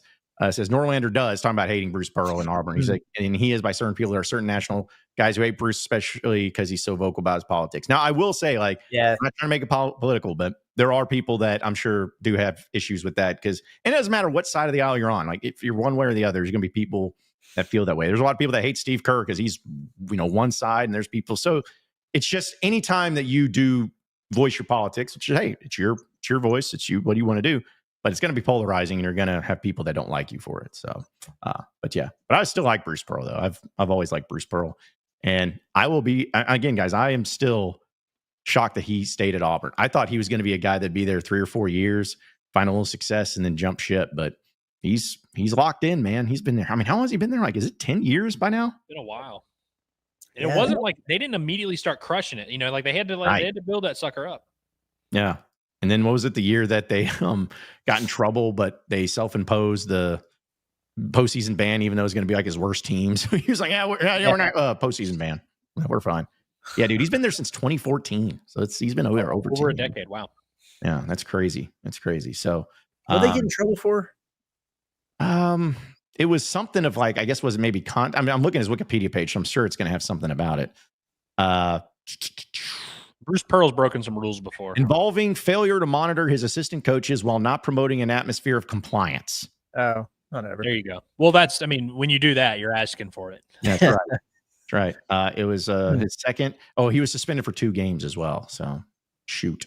I remember this vaguely, but yeah. Yeah. Because that was the year Arkansas, I think it was maybe the first. No, they went to Auburn and beat the crap out of them. It was not the year that it got shut down from COVID, but the year after that. Yeah, with Moses and all them. Half full gyms, yeah. Yeah. So. Oh yeah, Chuck Parsons. That's right. Chuck Parsons got in trouble. He also says this will be his 11th year, which is it's crazy. It's crazy. So is he the most tenured coach at one school in the SEC? Because Cal's no longer that guy at Kentucky, but it has to be Pearl at this point, right? How long has Barnes been at Tennessee? That is also a good question. But I don't think it's been quite a decade. Maybe it has. Was it Donnie Timble? Was that his name that was there before? It's just crazy because like Rick Barnes still feels to me like he's like it's like him at Tennessee feels like a new thing, but it's not a new thing at all. 2015 is when he got to Tennessee. Yeah, right around the same time. Yeah. I mean this with respect. I feel like my entire life Rick Barnes has been old. Like I feel like when he was at Texas, like back in like the 2003 year, I'm like, that's an old coach. Like he feels old. And I was the opposite with like Billy Donovan. I felt Billy Donovan's always just been like a young coach. He's still young. Look at him now. He's not that old now. Yeah. Like oh man. Shout out to the days of Kentucky when they were looking for a new coach and they were all about getting Billy Donovan in. They're like, give Billy Donovan a call, Danny Hurley. And then after that, maybe Greg Popovich, or Phil Jackson, see what he's got going on. It's like, oh yeah, cool. Sure. But Rick Barnes has always been old. Always been old. Few things. I know appreciate everybody tuning in with us here today. I just wanted to play this, or actually, no, I wanted to bring this up. Speaking of Cal, before we get into some fun stuff, but I thought this was pretty cool. Yeah, Cal tweeted this out. It says Derrick Rose is officially having his jersey retired by the Chicago Bulls, which we know he had an MVP season. I believe a year that they won 60 games, if I'm not mistaken. But of course, dealt with that bad injury and everything. But it was announced, and Cal tweeted out that this is what makes Derrick who he is: compassionate, caring about others, showing appreciation, and just plain classy. And when I put that together, I didn't realize just how small the print would be for people that can't read it. But I'll read it for you. It says in the little note there, the game has given me more than I ever could have imagined. From Inglewood to the rafters, my story has always been about making the city proud. This isn't for me. This is for Chicago. Peace and love. Pooh, 1/24/26. So, yeah, pretty cool thing for Derrick Rose and for Cal. Cal's going to be there, right? For the ceremony? Probably, yeah. He'll probably be. Where did he just do something like that for Derrick Rose and people were pissed off about it? Yeah, he went to some type. I think maybe it was whenever Chicago, did they retire his number? Yeah, they just lost a game or something. And he went, or maybe they won. I don't remember, but he was there like the night after a Saturday game. And some people were upset about it. I remember having a conversation on it. Yeah, I do remember that. But yeah, I do remember that. I don't remember what it was, but I mean, it's amazing because if you're winning, no one cares. It's like the coolest thing ever. Exactly. But yeah. So also real quick, and I know you've covered this, Curtis, but someone asked yesterday, and I meant to bring it up with you, was about the Abdu Toure, the 2026. Only thing I really care about, because ours was in his top 7, and that's awesome. It's just funny that you could have like an Adu, Toure, hero. yeah, like, man, what is with the an A and U's going Abdu on? can fly almost as well as Adu could. Like, this dude's a crazy leaper. It'd be fun. Arkansas is in the lead for that one too. So yeah. Why is he considering Rhode Island? I don't think he's considering Rhode Island. Okay. Or sorry, Providence. Oh, Sorry. Providence might be the biggest competition there at the moment. Yeah. Okay. Yeah. See, Maryland, Oregon, Louisville, UConn, Florida State. Okay. Yeah. I was going to say maybe he thought Hurley was still at Rhode Island. Yeah. Let's follow in the footsteps. He's from Connecticut. It's like he's like those schools up there or whatever. Yeah. Let's follow in the footsteps of the Mitchell twins. Okay. So a few things real quick. I just thought this was really funny, guys, from, may have to play taps on this, but this is the river in Kentucky. This is a Hooters. It's being sailed away because, they're shutting down and they filed bankruptcy. Well, it was on the river. They didn't like tear it down or anything. They just hooked it up to a boat and they're going down the river. And so if you could go out there and you could find it, you can see the final Hooters there in the state of Kentucky just going down the river. I'm like that. I never always wondered how they got rid of like places if they shut them down, because you can't just, put a bulldozer out there. How do you do it? Well, you do it by sailing it out to sea. So sad day, but Hooters no longer there. Yep. That would be an awesome stadium naming rights for Arkansas if John Daly get involved. And when John Gruden's your coach, because remember, he used to do the commercials too. That Hooters Razorback Stadium. Oh, that'd be so cool. Absolutely disgusting that you would even bring that up right now as we're getting ready for kickoff. What's wrong with you? Well, hey, you know what's wrong with me? We put up that video yesterday and it crushed because all of you degenerates are the ones that want to hear about it and all that. So don't get mad at us. It's not like we're sitting here forcing the issue. Y'all ate that up like cookie dough, man. You all are just going crazy for that. So don't want to hear it. John's just trying to get Sam Pittman out of his chair, out of his throne. He's calling in the crane to come get him, remove him from office. It's crazy. Yep, yeah, that's right. I'm a what is it? A sleeper agent. I'm just trying to, make some moves behind the scenes. That's what it's all about. But either way. Well, fellas, any final thoughts before we roll out of here for the day? Tune in at noon tomorrow. That way you can yell at us. Yes. Yeah. Find out what we've got predicted. I don't feel great about my prediction. I don't think you guys feel super great about your predictions, but they are out there and they are there for the world to yell at us. Shout out to Manny Powell, been named team captain for Mariota Meta Purdue. Shout out to Manny Powell. The greatest Razorback to transfer to Purdue ever. He's still playing? I believe so. Man, some of these guys. Like, I found out that Varkey's Gums is still playing. I'm like, what is happening? So, anyways. Be sure to tune in tomorrow, folks. Again, at noon, we're going to be going live with it, and it's going to have full predictions and all that good stuff. The thing is, you said we don't feel good about it. I haven't felt good about a Razorback football season since the Obama administration, so it's going to be a while anyways. But either way, my final thought is just a final reminder, folks, that on Monday, they have 2 spots left.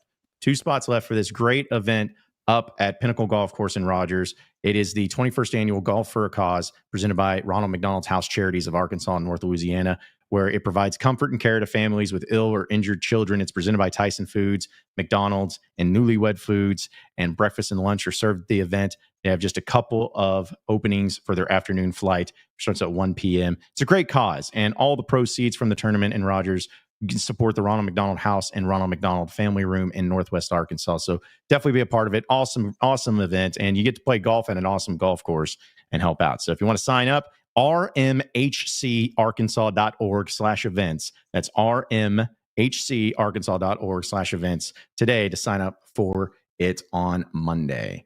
Well, that will do it for us here on Inside Arkansas Live. Appreciate each and every one of you listening and watching into us. Be sure to subscribe to us here at Inside Arkansas on our YouTube page. Check out our podcast in audio form wherever podcasts are found, whether it's Inside Arkansas Live, Hot at the Palace, the Bombastic Podcast, or the Inside Arkansas Football Show. Also check us out on social media at Inside Arkansas. And that'll do it for us. For Andrew Ellis, Curtis Wilkerson, as well as producer intern Cameron, I'm John Neighbors. Appreciate each and every one of you listening. Same sports show, same sports channel. Next Monday, have a great weekend, everybody. And we'll see you next week